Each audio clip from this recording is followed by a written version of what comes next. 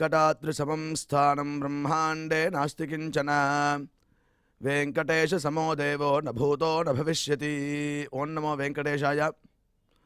திருமலா திருப்பதி தேவஸ்தானம் ஸ்ரீ வெங்கடேஸ்வரா பக்தி சேனல் இணைந்து வழங்கும் ஸ்ரீமத் பகவத்கீதா மூலபாராயணத்திற்கு அனைவரையும் வரவேற்கிறோம். மூகம் கரோதி வாசாலம் அங்கும் லங்கயதே கிரிம் யத் கிருபாதமஹம் வந்தே பரமானந்த மாதவம்.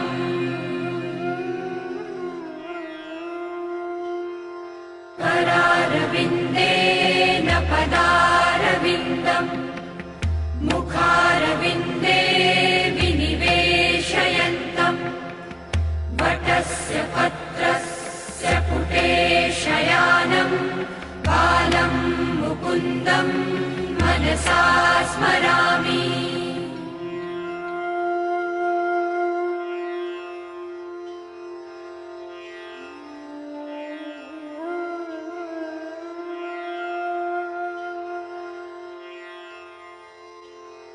वसुदेवसुतं देवं कंसचाणूरमर्दनं देवकी परमानन्दं कृष्णं वन्दे जगद्गुरुम्. கீதா மாஹாத்மியத்தில் மல நிர்மாச்சலம் பும்சாம் ஜலஸ்நானம் தினே தினே சகர்த் கீதாம்பசி ஸ்நானம் சம்சார மலநாசனம் என்ற ஸ்லோகத்தின் அர்த்தத்தை பார்த்துவிட்டு மேற்கொண்டு பாராயணங்களை துவங்கலாம். நாம் ஒவ்வொருவரும் பிரதிதினம் ஷரீரத்தில் உள்ளதான அழுக்கை எடுப்பதற்கு ஸ்நானம் என்ற கிரியை செய்கிறோம். அதேபோல சம்சாரம் என்கிற மலத்தை அழிப்பதற்கு சகர்த் கீதாம்பசி ஸ்நானம் ஒரு தரம் ஆழ்ந்து இந்த கீதை என்ற நதியில் ஸ்நானம் செய்தோமென்றால் நம்மளுடைய மனோமலமானது விலகுகிறது என்று சொல்லப்பட்டுள்ளது. அவ்வழியில் முதலில் நாம் குரு பிரார்த்தனை மற்றும் சங்கல்பத்துடன் இந்நிகழ்ச்சியை இனிதே துவங்கலாம்.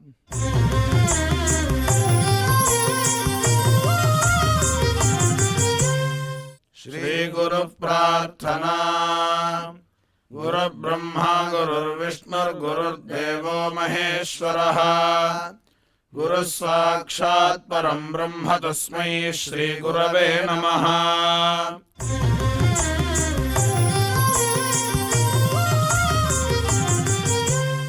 श्रीनिवास प्रार्थना. नमः क्षीराब्धिनाथाय वैकुण्ठाचलवासिने मुकुन्दाय नमो नित्यम् अनन्ताय नमो नमः.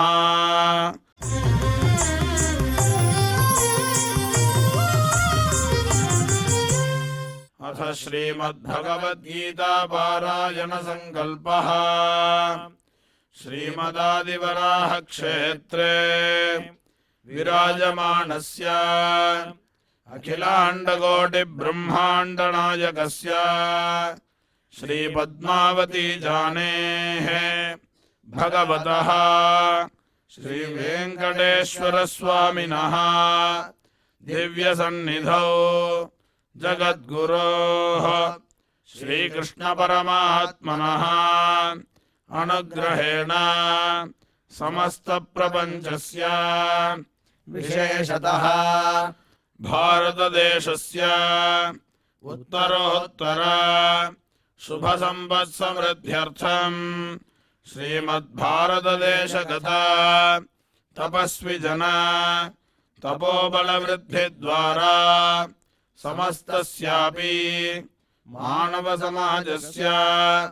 सर्वारिष्टपरिहारार्थम् एतद्देशवासिनां सर्वेषां सज्जनानां योगक्षेमार्थं राष्ट्रविरोधिनां निबर्हणद्वारा जनानां चित्तशान्ति चित्तस्थैर्य संतोषादि अभिवृद्ध्यर्थं एतद्देशवासिनां परस्परविद्वेष परस्परनिन्दा परस्परहिंसादीनां निवृत्त्यर्थं परस्परसौमनस्य सिद्ध्यर्थं समस्तपापक्षयार्थं श्रीमन्नारायणप्रीत्यर्थं श्रीपरमेश्वरप्रीत्यर्थं श्रीमद्भगवद्गीतायाः अखण्डपारायणं करिष्यामहे।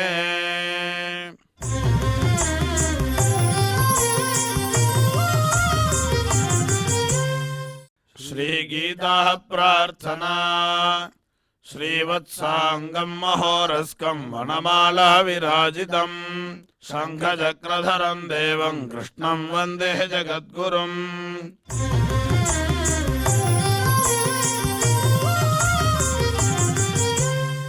पार्थाय प्रतिबोधितां भगवता नारायणेन स्वयं व्यासेन ग्रथितां पुराणमुनिना मध्ये महाभारतम् अद्वैतामृतवर्षिणीं भगवतीम् अष्टादशाध्यायिनीम् अम्ब त्वामनुसन्दधामि भगवद्गीते भवद्वेषिणीम्।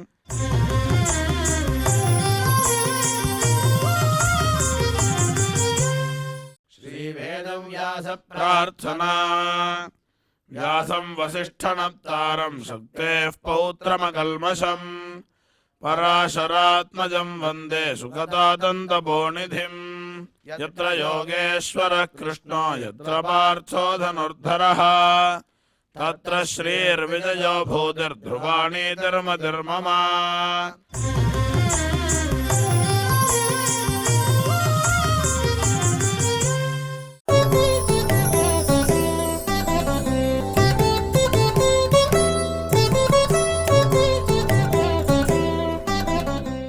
अर्जुन उवाच किं तद्ब्रह्म किमध्यात्मं किं कर्म पुरुषोत्तम आदिभूतं च किं प्रोक्तम् अधिदैवं किमुच्यते अधियज्ञः कथं कोत्र देहेऽस्मिन् मधुसूदन प्रयाणकाले च कथं ज्ञेयोऽसि नियतात्मभिः। இப்பொழுது டாக்டர் உவே அனந்தபத்மநாபாச்சாரியார் அவர்கள் கீதையின் மூல ஸ்லோகங்களுக்கு அர்த்தம் விவரிப்பார். அதை கேட்டு மகிழ்வோம்.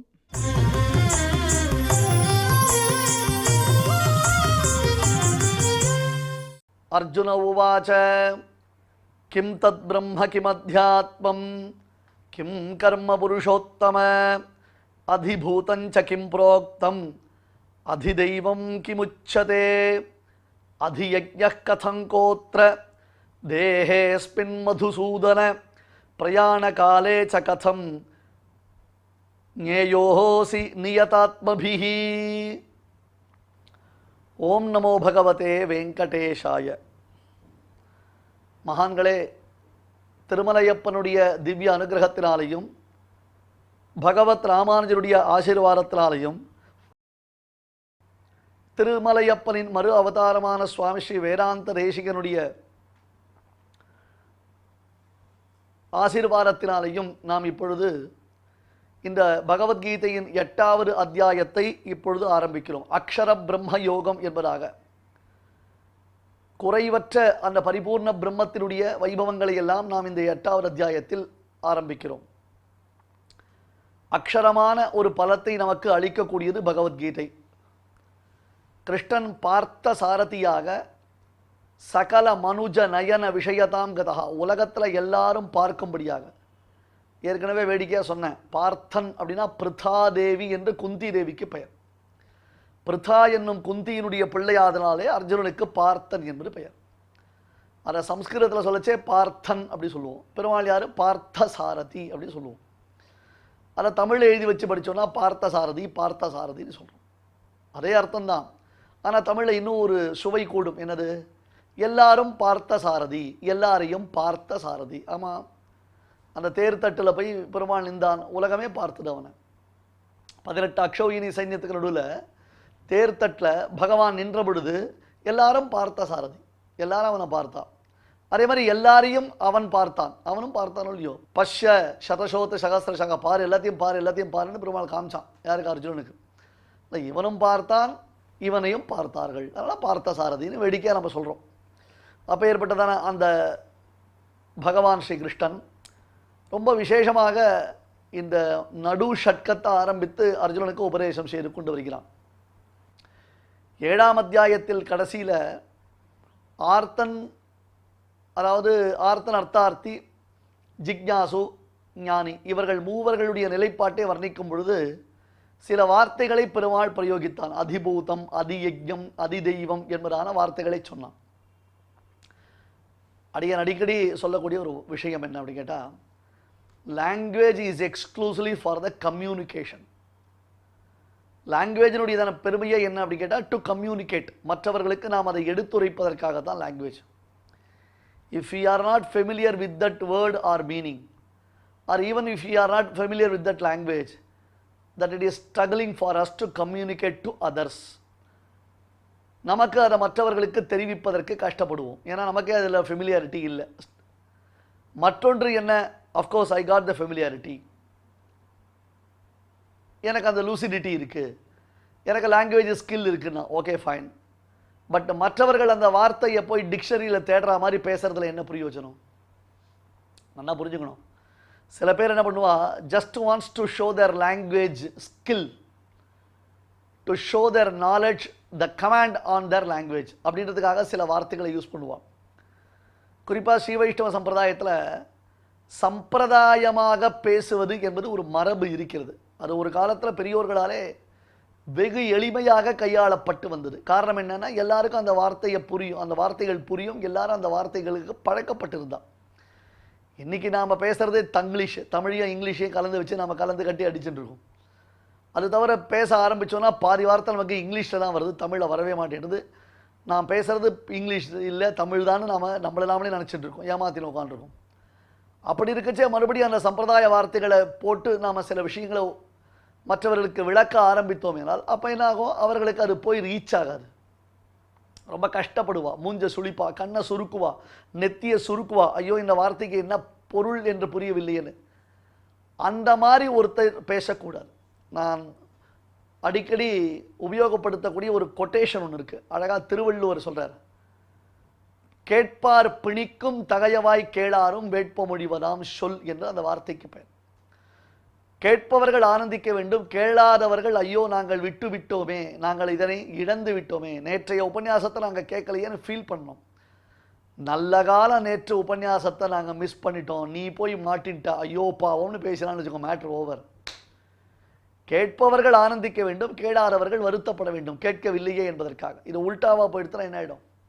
அந்த மாதிரி பேசுபவர்கள் மற்றவர்களை தங்களுடைய சொல்லாற்றலாலே யோசிக்க வைக்க வேண்டுமே தவிர்த்து தாங்கள் உபயோகிக்கும் சொற்கள் விஷயத்திலேயே மற்றவர்களை யோசிக்க வைத்தார்களேயானால் அந்த பேச்சு சபையில் எடுபடாமல் போய்விடும். இன்னைக்கு நாம் பல வார்த்தைகளை அப்படி தான் உபயோகப்படுத்துகிறோம், யோசிக்காமல் பேசுகிறோம். அதை இந்த மாதிரி நாம் உபயோகப்படுத்தினோம்னா அதனுடைய ரிசல்ட் என்ன ஆகும்னு நமக்கு தெரியாது. இப்படியெல்லாம் நம்ம சிக்கலில் போய் மாட்டின்னு உட்காந்துருக்கோம்.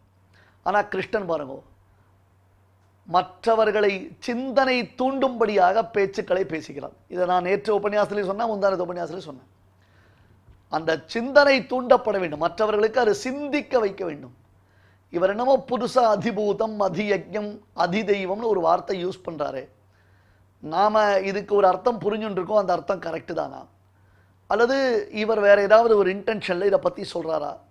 சரி, நாம் ஒன்று பண்ணுவோம், என்னென்னா அவரையே கேட்டுடுவோம், சுவாமி நீர் என்ன இன்டென்ஷனில் இதை கொடுக்குறீர், எதை பற்றி நீர் இப்போ சொல்ல வரீர் அப்படின்னா அவரையே கேட்டுட்டோம்னா அவர் அழகாக நமக்கு எக்ஸ்பிளைன் பண்ணிட்டு போகிறார், அவ்வளவுதானே என்று அர்ஜுனன் நினைத்து 7ஆவது அத்தியாயத்தில் பரமாத்மா முடித்ததை 8ஆவது அத்தியாயத்தினுடைய ஆரம்பத்தில் கேள்வி கேட்கிறான்.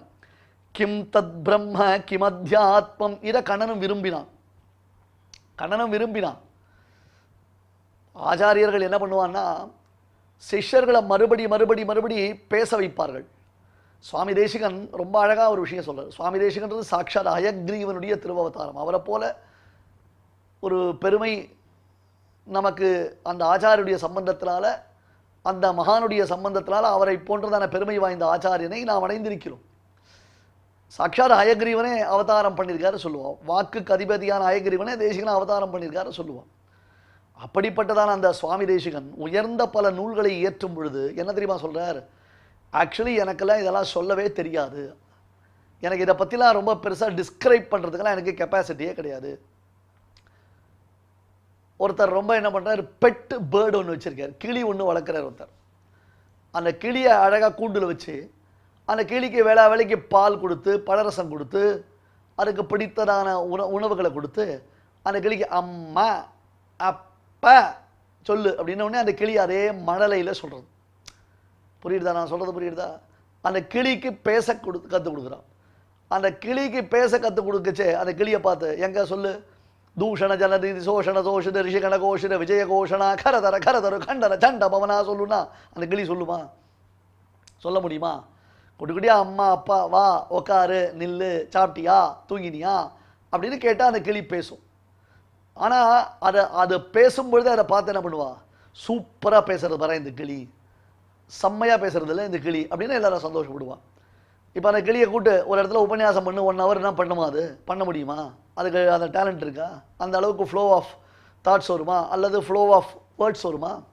கிளிக்கு என்ன கெப்பாசிட்டியோ அந்த கிளிக்கு அவ்வளோ தான் பேச முடியும். ஆனால் அதை ட்ரெயின் பண்ணணும். அதை பேச வைக்கிறதுக்கு கூட அந்த கிளியை என்ன பண்ணணும், ட்ரெயின் பண்ணணும். திருப்பி திருப்பி திருப்பி அந்த வார்த்தையை சொல்லி கொடுத்து பழக்கணும் இல்லையா? சுவாமி தேசிகன் சாதிக்கிறார், அப்புள்ளார் ஒரு கிளியை பழக்கி வைக்குமா போலே அடியேனை பழக்கி வைத்து. எனக்கெல்லாம் கெப்பாசிட்டியே கிடையாது. அந்த மகான் அப்படித்தானே சொல்லிக்கிறார், எனக்கெல்லாம் கெப்பாசிட்டியே கிடையாது. எங்கள் மாமா ஆச்சாரியன் அப்புள்ளார் என்ன பண்ணுறார், ஒரு கிளிக்கு சொல்லி கொடுக்குற மாதிரி திருப்பி திருப்பி திருப்பி திருப்பி ரிப்பீட்டட் வேர்ட்ஸாகவே எனக்கு சொல்லி கொடுத்து என் வாயை கலறி கலறி என்னை பேச வச்சு என்னை படிக்க வைத்து என்னை சிந்திக்க வைத்து என்னை சம்பிரதாய நூல்களில் நல்ல விஷயங்களை நான் நன்கு அறிந்து கொள்ளும்படியான ஒரு நிலைக்கு என்னை உயர்த்தி இப்பொழுது இதை பற்றி உங்களிடத்தில் பேசுவதற்கு ஒரு தகுதி உடைத்தவனாக என்னை மாற்றி இருக்கிறார் என்று பூரிப்புடன் பெருமிதத்துடன் வெளிப்படுத்துகிறார். அப்போ இது யாருடையதான காரியம் அப்படின்னா ஆச்சாரியனுடைய காரியம். ஆச்சாரியன் என்ன பண்ணுறாரு, அந்த சிஷ்யனுக்கு எப்படியெல்லாம் ட்ரெயின் பண்ணணும்ன்றது that he knows very well. Doctor knows how to treat the patient. அதான் விஷயம். டாக்டருக்கு இந்த பேஷண்ட்டுக்கு என்ன மாதிரி ட்ரீட்மெண்ட் கொடுக்கணும், 3 வேளை மருந்து கொடுக்கணுமா 2 வேளை மருந்து கொடுக்கணுமா, சிறப்பு கொடுக்கணுமா இல்லை இன்ஜெக்ஷன் போடணுமா, மாத்திரை கொடுக்கணுமா இல்லை ஆப்ரேஷன் பண்ணணுமா அப்படின்னு டாக்டருக்கு தெரியும். அதை விட்டுட்டு பேஷண்ட்டு இதை பண்ணலாமா அதை பண்ணலாமா இப்படி பண்ணலாமா அப்படி பண்ணலாமான்னு டாக்டர் பார்த்து கேட்டுன்னு வச்சுக்கோங்க. டாக்டர் என்ன பண்ணுவார், என்கிட்ட எதுக்கிட்டாப்பா வைத்தியம் வந்து நீயே பார்த்துக்க வேண்டியது தானேன்னு பேர்.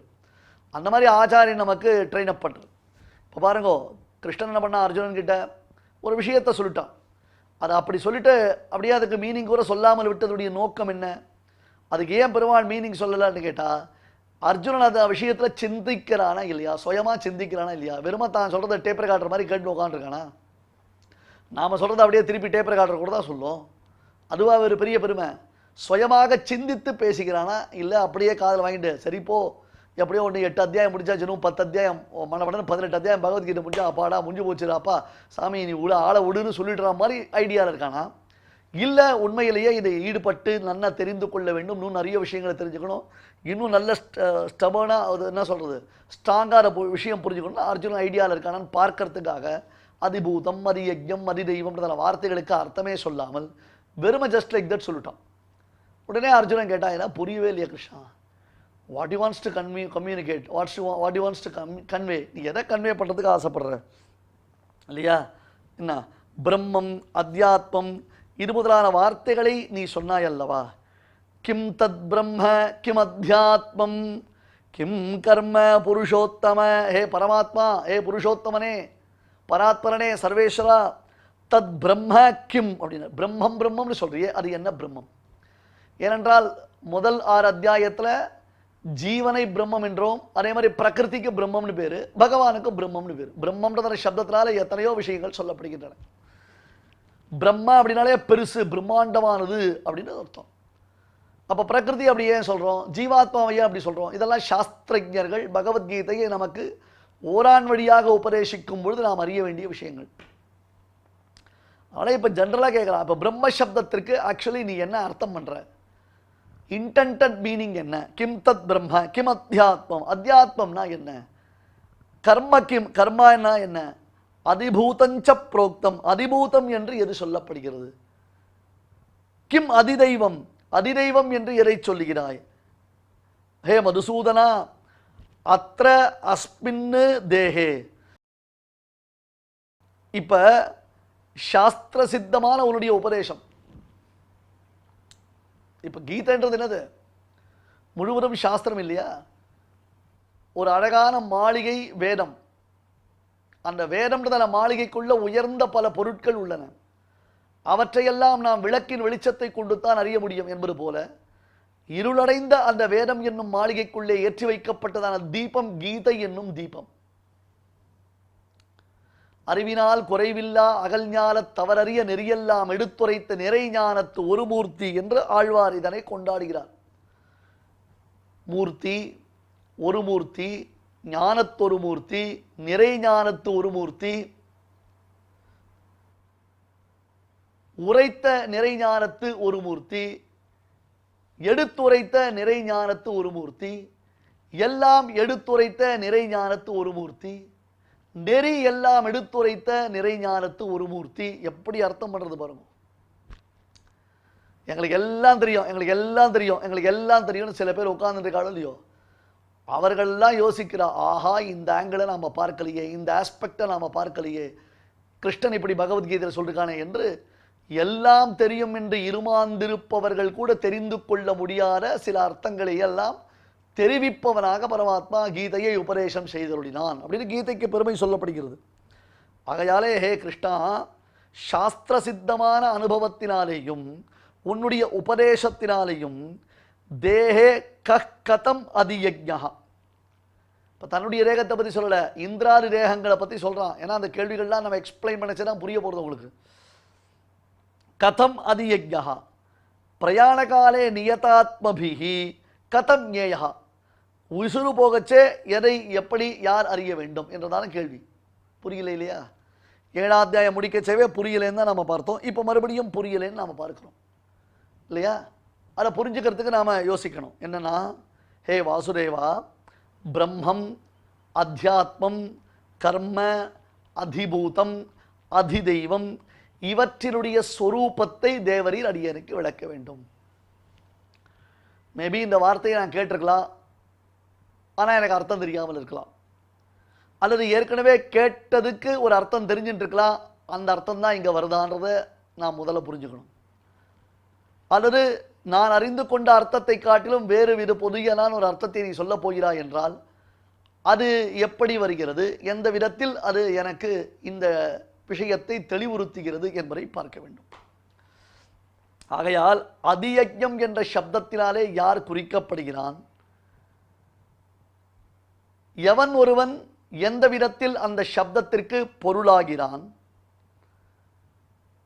ஆர்த்தன் ஆர்த்தன் அர்த்தார்த்தி ஜிக்ஞாசு ஞானி ஆகிய 3 அதிகாரிகளும் அந்திம காலத்தில் மரணமுறும் தருவாயில் உன்னை எப்படி அறிய வேண்டும்.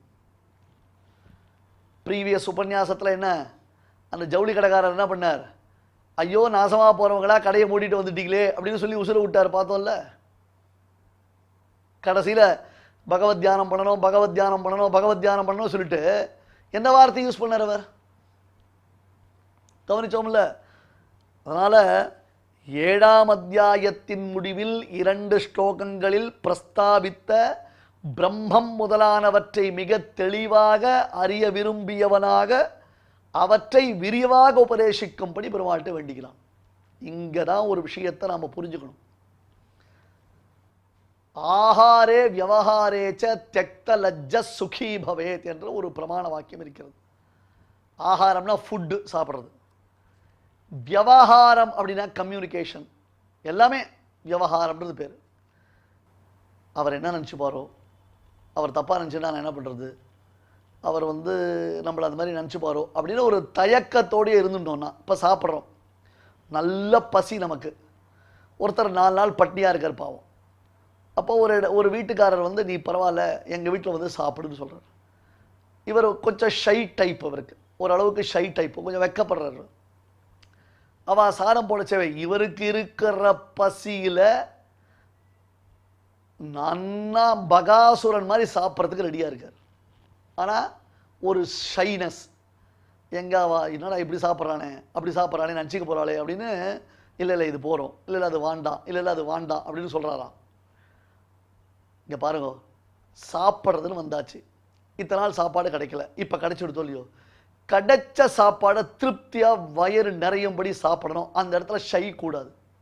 அவன் தப்பாக நினைக்கல, அதை பற்றி நமக்கு விசாரப்படக்கூடாது. ஏன்னா நமக்கு சாப்பாடு முக்கியம். நம்ம சாப்பிட்டோம்னா அப்போ தான் வயிறு நிறையும். இப்பயும் அரையும் குறையமாக சாப்பிட்டோம்னா அது திருப்தியை உண்டாகாது. அப்போ சாப்பிட்டும் சாப்பிடாத ஒரு நிலையில் தான் நாம் இருப்போம். கரெக்டு தானே? அதே மாதிரி விவகாரம், ஒரு விஷயத்தை நாம் தெரிஞ்சுக்கணும். நமக்கு அந்த விஷயம் தெரியாது. அப்போ தெரிந்தவரை போய் அப்ரோச் பண்ணும் பொழுது அவர் என்ன நினச்சிப்பாரோ, இது கூட தெரியாதா நினச்சிப்பாரா?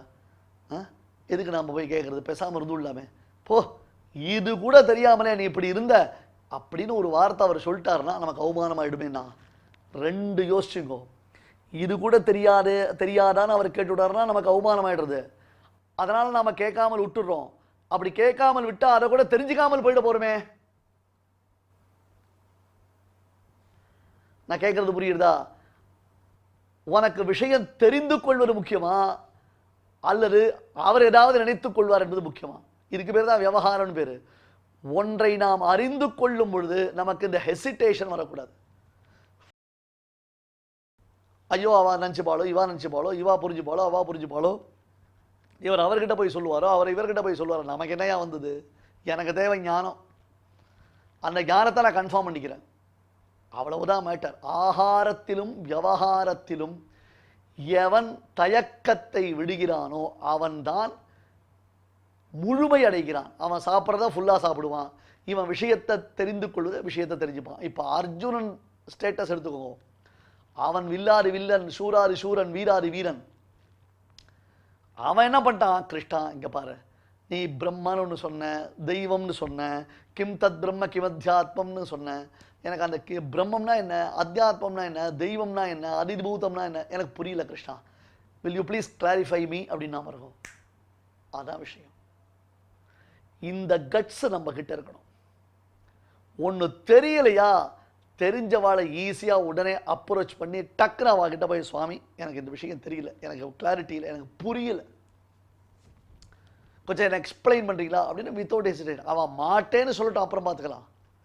ஒருவேளை அவள் மாட்டேன்னு சொல்லிட்டா என்ன பண்ணுறது, நீயே ப்ரெடிக்ட் பண்ணிட்டு நீயே அவகிட்ட அப்ரோச் பண்ணாமல் நீயே உட்காந்துருக்காத, போய் கேட்போம். அவன் மாட்டேன்னு சொல்லிட்டோம், அப்புறம் அடுத்த ஆப்ஷனை பற்றி யோசிப்போம். இவன் மாட்டேன்னு சொல்லிட்டா நான் என்ன பண்ணுறதுன்னு உட்காந்துருக்காரு, காரியமே நடக்கவே நடக்காது. அதனால் 7வது அத்தியாயத்தில் கடைசியில் பிரஸ்தாபித்ததான 2 ஸ்லோகங்களில் சொல்லப்பட்டதான பிரம்மம், அத்தியாத்மம் முதலானவற்றை தனக்கு தெளிவாக அறிய வேண்டும்படியாக உபதேசித்தர வேண்டும் என்று கிருஷ்ணனிடத்தில் அர்ஜுனன் கேட்கிறான். அன்பர்களே, the management principles are Bhagavad Gita அப்படின்னு நிறைய பேர் பேசுகிறோம் இல்லை நம்மளாம். These are all the strategical tactics. எனக்கு வேணும், எனக்கு தெரிஞ்சுக்கணும், நான் உடனே கேட்டுருவேன். I don't mind. அதான் விஷயம். இந்த பிரம்மம், அத்தியாத்மம், கைவல்யம், பிரம்மம், அத்தியாத்மம், கர்மா, பிரம்மம்னு ஒன்று, அத்தியாத்மம்னு ஒன்று, கர்மா ஒன்று. இந்த 3ஐயும் கைவல்யத்தை விரும்புபவன் உணர வேண்டும். எவனுக்கு கைவல்யத்தில் ஆசையோ அவன் இதை உணர வேண்டும். பாருங்க, அதிபூதம், அதிதெய்வம், இந்த 2த்தையும் ஐஸ்வர்யத்தை விரும்புபவன் அபேட்சிக்க வேண்டும். அதியஜ்ஞம், புரியுதா, அந்திம ஸ்மிருதி முதலானவைகள் 3 அதிகாரிகளுக்கும் பொதுவானவை. நல்லா கவனிக்கணும். பிரம்மம், அத்தியாத்மம், கர்மா, இதை கைவல்ய நிஷ்டன் தெரிந்து கொள்ள வேண்டும். அதிபூதம், அதிதெய்வம் என்பதை ஐஸ்வர்யத்தை அபேட்சிப்பவன் தெரிந்து கொள்ள வேண்டும். அதியஜ்ஞம், அந்திம ஸ்மிருதி என்பது ஐஸ்வர்யார்த்தி, கைவல்யார்த்தி, மோக்ஷார்த்தி, இவா 3 பேருக்கும் பொது. இது கொஞ்சம் டஃப். ஓரளவுக்கு நமக்கு ஃபெமிலியாரிட்டி இருந்தால் தான் இதை நாம் என்ன சொல்ல வரோன்றது புரிந்து கொள்ள முடியும். பட் அதுக்காக வருத்தப்படாதீங்க, கான்சன்ட்ரேட் பண்ணுங்க, திருப்பி திருப்பி திருப்பி பாருங்க, திருப்பி திருப்பி கேளுங்க. முதல்ல அதியஜ்ஞா கஹா அப்படின்னு கேட்டா, அதியஜ்ஞம்ன்றதான சப்தத்தினாலே யாரை பத்தி பேசுறோம்? இந்த அதியஜ்ஞன 3 அதிகாரிகளும் தெரிந்து கொள்ள வேண்டும். அதியஜ்ஞம்ன்றதான சப்தத்திற்கு என்ன பொருள் வருகிறது அப்படி கேட்டா, அதியஜ்ஞம் என்றால் யஜ்ஞங்களினால் ஆராதிக்கப்படுபவன் என்பது பொருள். அதியஜ்ஞம் என்பதற்கு யஜ்ஞங்களினால் ஆராதிக்கப்படுபவன் என்பது பொருள். அப்ப யஜ்ஞத்தினாலே யார் ஆராதிக்கப்படுகிறான்? சர்வ கர்ம சமாராத்யன் என்று பஞ்சமகா யஜ்ஞங்களினாலே ஆராதிக்கப்படுபவன் பகவான் தானே. அப்ப அதியஜ்ஞன் என்றும் சப்தத்திற்கு பொருள் பகவான் தான் என்று நாம் அர்த்தம் புரிந்து கொள்ள வேண்டும் ஒரிஜினலா.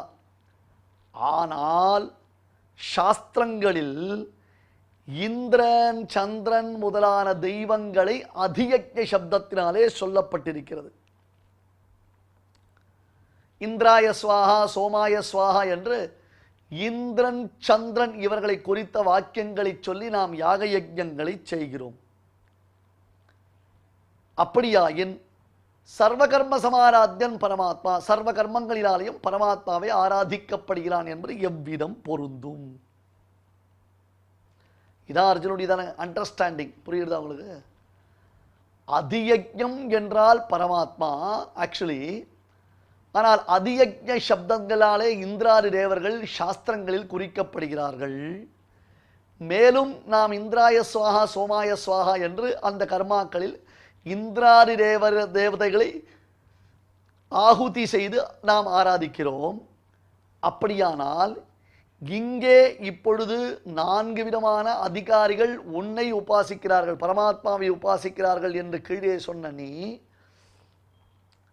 இந்த அதியஜ்ஞம் என்பதை 3 அதிகாரிகளும் அறிந்திருக்க வேண்டும் என்று சொன்னாய் அல்லவா?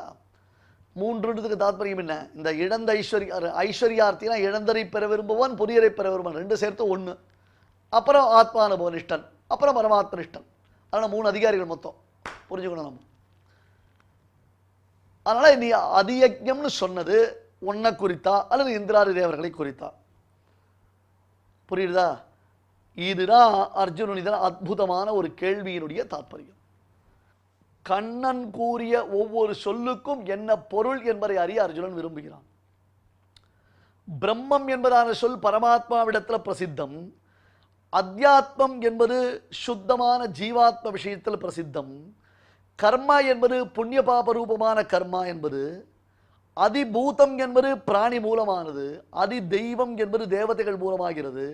இதுதான் பொருளா அல்லது இதற்கு வேறுபட்ட பொருள் உண்டா என்பதை அறிவதற்காக அர்ஜுனன் கிம் தத் பிரம்ம கிம் அத்தியாத்மம் கிம் கர்ம புருஷோத்தம அதிபூதஞ்ச கிம் புரோக்தம் அதிதெய்வம் கிமுச்சதே அதியஜ்ஞ கதம் கோத்ர தேஹேஸ்மின் மதுசூதன பிரயாண காலேச்ச கதம் ஞேயோசி நியதாத்மபிஹி என்று கேட்கிறான். இதை மேலும் விவரித்து அடுத்த உபன்யாசத்தில் பார்க்கலாம். ஸ்ரீமதே பகவதே பாஷ்யகாராய நமஹ. இப்பொழுது அடியன் சொல்றத எல்லாரும் திருப்பி சொல்லவும்.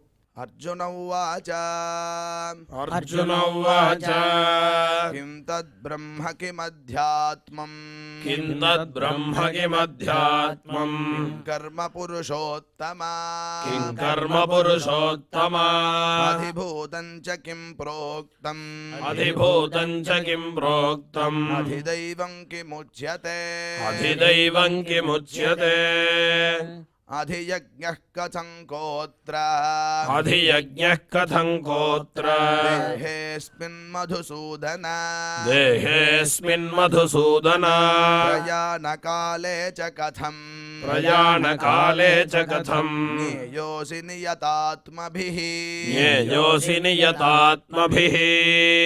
பொழுது இந்த ஸ்லோகங்களை நாம் அனைவரும் சேர்ந்து பாராயணம் செய்யலாம்.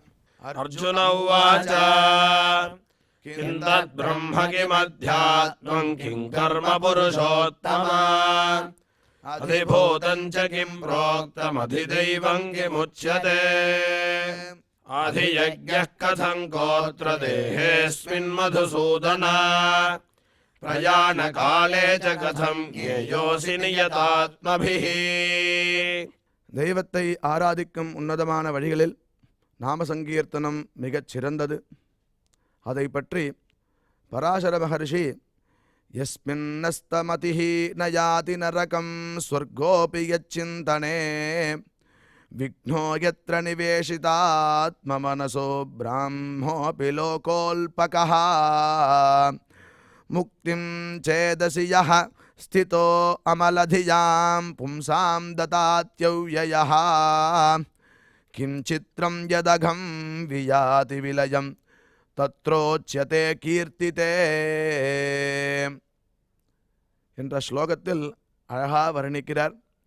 எவரை மனதில் கொண்டால் ஒருவன் நரகத்தை அண்டவே மாட்டானோ அவ்வாறே சொர்க்கம் கூட அவனுடைய சிந்தனைக்கு தடையாக தோன்றுமோ, எந்த ஆழ்ந்த பக்திமானுக்கு பிரம்மலோகம் கூட துச்சமாக எண்ணத்தக்கதாகுமோ, அது மட்டும் இல்லாமல் எப்பொழுதுமே சுத்தமான சிந்தனையுடன் உள்ள மனதில் அவர் குடிகொண்டுள்ளதால் வீடு என்ற முக்தியை நமது தமிழில் அறம்பொருள் இன்பம் வீடு என்று சொல்லுள்ளது.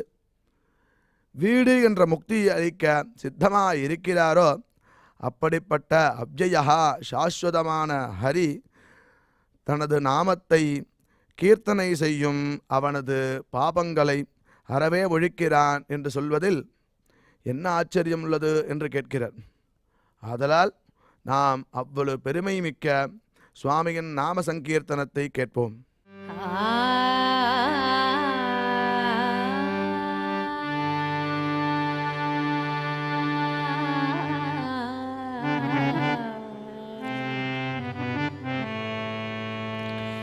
श्याम सुंदर मुख चंदा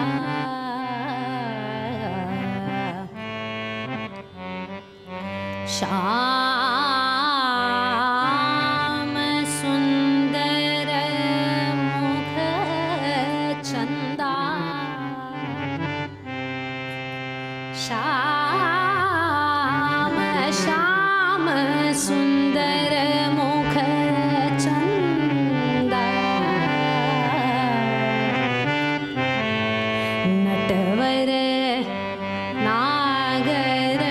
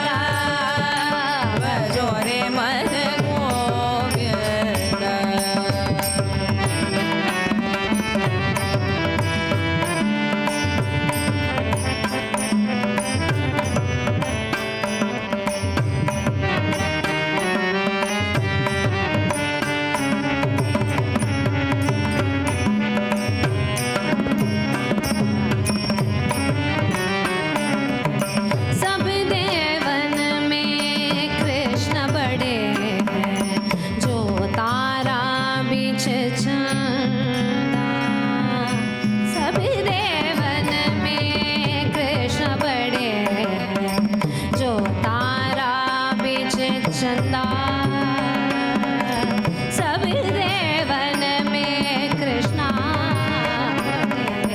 जो तारा बिच चंदा सब सखियन में राधा बड़ी है सब सखियन में राधा बड़ी है सब सखियन में राधा बड़ी है सब सखियन में राधा बड़ी है जो नदियन बिच गंगा जो नदियन बिच गंगा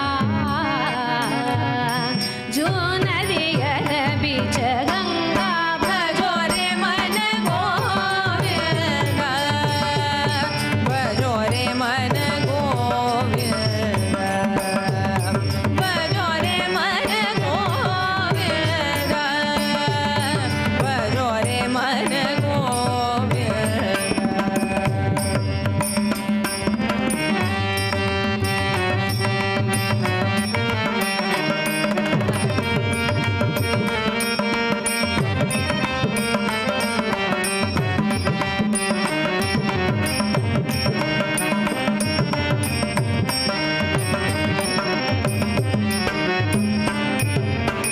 ध्रुव तारे प्रह्लाद उतारे नरसिंह रूप धरता ध्रुव तारे प्रह्लाद उतारे नरसिंह रूप धरता कालिंदी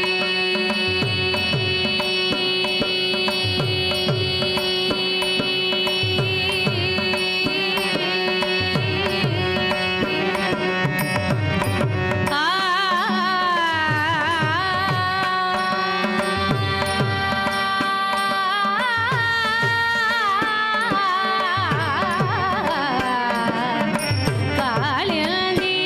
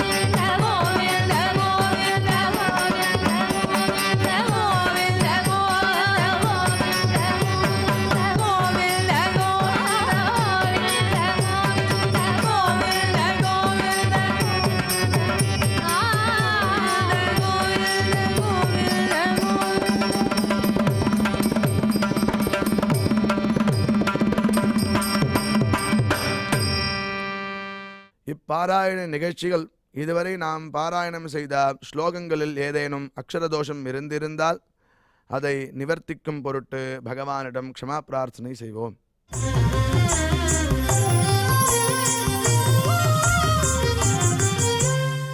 अथ क्षमा प्रार्थना यदक्षरपदभ्रष्टं मात्राहीनं च यद्भवेत् तत्सर्वं क्षम्यतां देव नारायण नमोऽस्तु ते.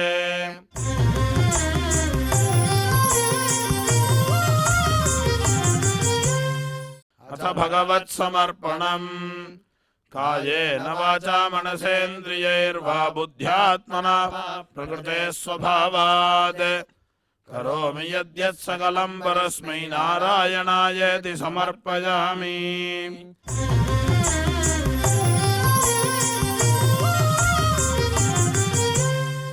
अथ लोकक्षेम प्रार्थना सर्वे भवन्तु सुखिनः सर्वे सन्तु निरामयाः सर्वे भद्राणि पश्यन्तु मा कश्चित् दुःखभाग् भवेत्. சுவாமியின் கிருபை நம் அனைவருக்கும் கிடைக்க வேண்டி மங்களாசாசனத்துடன் இன்றைய நிகழ்ச்சி நிறைவு பெறுகிறது. இதே நிகழ்ச்சியில் நாளை மீண்டும் சந்திப்போம். ஓம் நமோ வெங்கடேஷாய.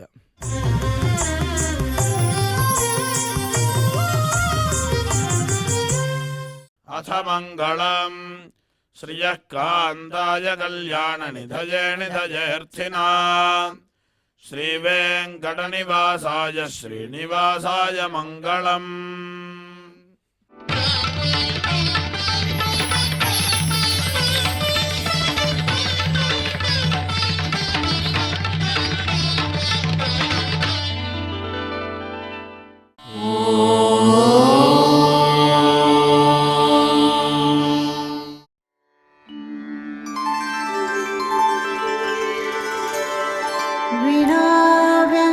विनाव्यङ्कटेशं ननाथो ननाथः सदा व्यङ्कटेशं स्मरामि स्मरामि.